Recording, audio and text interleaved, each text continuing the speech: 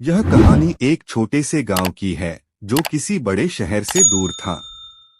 उस गांव में एक पुराना हवेली था जो कि काले पत्थरों से बना हुआ था। हवेली के बारे में कई कहानियां फैली हुई थीं, जिसमें से एक यह थी कि वहां एक प्यासी आत्मा रहती है जो किसी की मदद की प्यासी रहती है, लेकिन इसे देखने और महसूस करने के बावजूद कोई भी आगे नहीं बढ़ता था। गांव में एक युवक आदित्य रहता था जो कि बहुत ही उत्साही और जिज्ञासु नेतृत्व की प्रतीति करता था। एक दिन उसने अपने दोस्तों के साथ हवेली के पास एक साइकिल यात्रा पर निकला।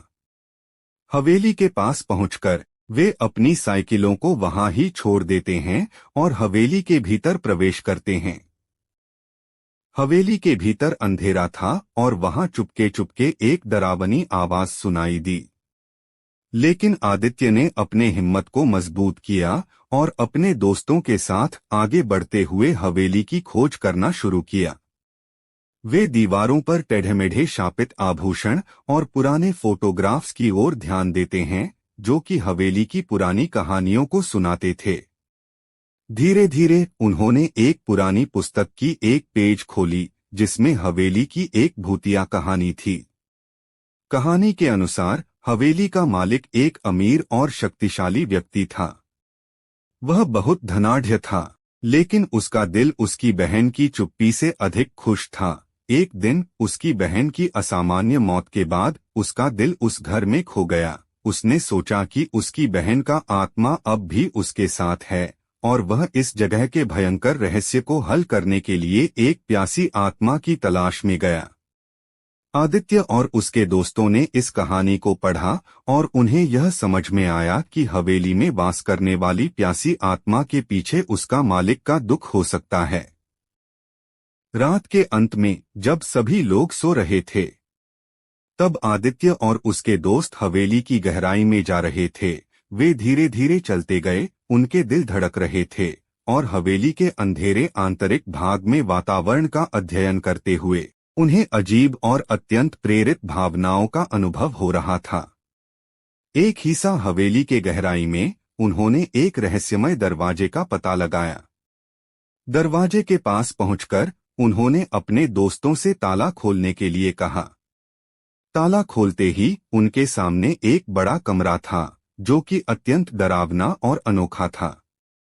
उन्होंने कमरे के भीतर प्रवेश किया और वहां देखा कि कमरे की मध्य भाग में एक विशाल जलती हुई मशाल थी जो अंधकार को दूर कर रही थी। मशाल के पास जाते हुए उन्होंने देखा कि एक भव्य और प्राचीन रूप में सजीव राजसी सिंहासन पर बैठी एक विशाल और प्रतिभा संपन्न मूर्ति थी। उसके आसपास कई और विचित्र अजीब वस्त्रों में बदले हुए प्राणी बैठे थे, जो कि स्वयं ही उनके राज्य के विभिन्न अंगों को प्रतिनिधित्व करते थे। आदित्य और उसके दोस्तों को यह विचित्र और अद्भुत दृश्य देखकर हैरानी हुई, लेकिन उन्होंने अपने उत्साह को बनाए रखकर आगे बढ़ने का निर्णय किया। वे मूर्ति के पास गए और उसे ध्यान से देखने लगे। उन्होंने महसूस किया कि मूर्ति के आसपास एक अजीब सी ऊर्जा महसूस हो रही है, जैसे कि कोई अद्भुत शक्ति मूर्ति में समाहित हो रही हो। तभी एक अजीब सी आवाज सुनाई दी, कौन है जो मेरे सपनों में प्रवेश कर रहा है? आदित्य और उसके दोस्तों ने एक दूसरे को गवाही दी कि वे उस आवाज को सुन सकते हैं। उन्होंने जानबूझकर कहा, हम आपके सपनों में प्रवेश नहीं करना चाहते, हम बस आपकी सहायता करने आए हैं। उनके शब्दों के बाद मूर्ति से एक अद्भुत प्रकार की प्रकाश बांधने लगा। एक प्रकाशमय गोलाकार रूप ध्यान देने लगा। जब उन्होंने वह गोलाकार रूप ध्यान दिया, उन्हें एक सुंदर और उज्ज्वल प्रकाशमय प्रकार का आभास हुआ। उस प्रकाश के अंदर एक प्यारी और शांत महिला की मूर्ति उज्ज्वल हो गई। वह आदित्य और उसके दोस्तों के सामने आकर्षित हुई और उनसे बोली, धन्यवाद कि तुम मुझे इस अंधकार से मुक्ति दिला रहे हो। मेरा नाम देवी है। आदित्य और उसके दोस्तों ने हैरानी से देवी को देखा, लेकिन वे उसे संवेदनशीलता और आदर से स्वागत किया। उन्होंने देवी से पूछा, हम यहाँ कैसे आए हैं और आपकी कैसी मदद कर सकते हैं?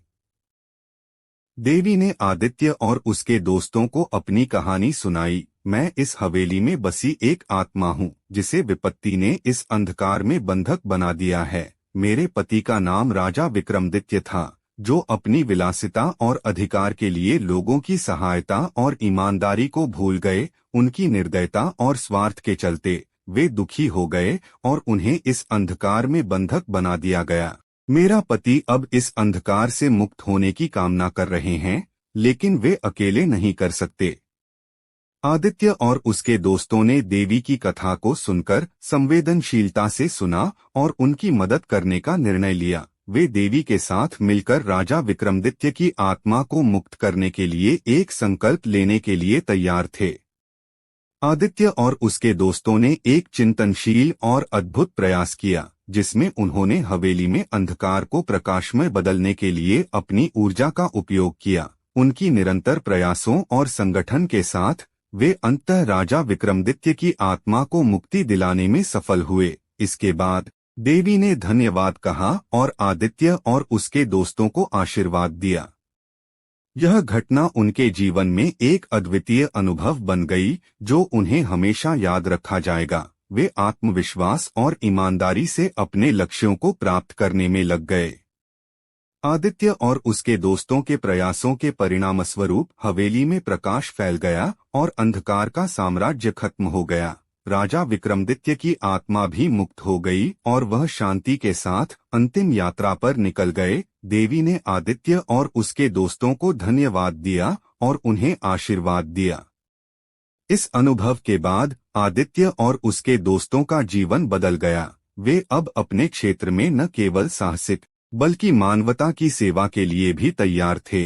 इस अनुभव ने उन्हें यह सिखाया कि अगर वे ईमानदारी से और संगठित रूप से एकत्रित होते हैं तो वे किसी भी मुश्किल को पार कर सकते हैं।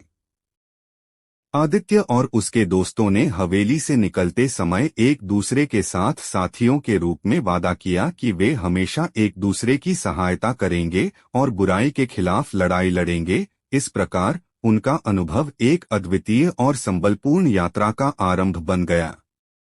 यह कहानी हमें यह सिखाती है कि हमें आत्मनिर्भर और धैर्यशील बनना चाहिए और अपनी भयंकरता से निपटने के लिए साहस और उत्साह दिखाने की आवश्यकता है।